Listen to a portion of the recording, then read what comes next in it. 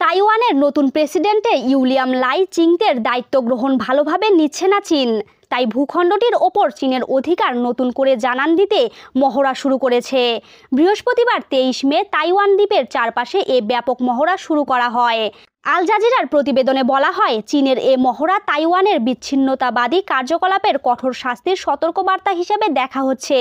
সামরিক মুখপাত্র কর্নেল লিশি বলেছেন, সেনাবাহিনী, নৌবাহিনী, বিমান বাহিনী এবং রকেট উৎক্ষেপণকারী বিশেষ বাহিনী যৌথ মহড়া করছে। এটি বহিরাগত শক্তির হস্তক্ষেপ ও উস্কানির বিরুদ্ধে কঠোর সতর্কবাণী। তিনি আরও জানান, পিপলস লিবারেশন আর্মির ইস্টার্ন থিয়েটার কমান্ড বৃহস্পতিবার স্থানীয় সময় সকাল 7:45 তাইওয়ান প্রণালীর পাশাপাশি তাইওয়ানের উত্তর, দক্ষিণ ও পূর্ব কিনমেস, মাতসু, উকিউ এবং ডংগিন দ্বীপের চারপাশে অবস্থান নেয়। তারা সেখানে মহড়ার কার্যক্রম শুরু করে। তাইওয়ানের নতুন প্রেসিডেন্ট উইলিয়াম লাই চিংতে শপথ নেওয়ার পরই কড়া বক্তব্য দেন। তার বক্তব্যে ক্ষিপ্ত হয় চীন। তিনি বলেছিলেন, বেইজিং যেন এ দ্বীপে ভীতি প্রদর্শন বন্ধ করে। চীন ভূখণ্ডটিকে নিজেদের বলে দাবি করে আসছে, কিন্তু তাইওয়ানবাসী নিজেদের স্বাধীন মনে করে। এতে ইন্ধন দেয় পশ্চিমা শক্তি। উইলিয়াম লাইকে পশ্চিমাদের দালাল হিসেবে দেখে চীন।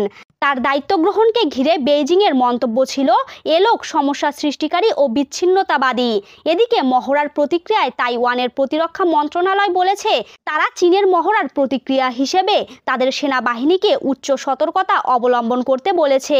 তাইওয়ান এটিকে অযৌক্তিক, উস্কানিমূলক এবং আঞ্চলিক শান্তি ও স্থিতিশীলতাকে ব্যাহতকারী কাজ হিসেবে বর্ণনা করেছে।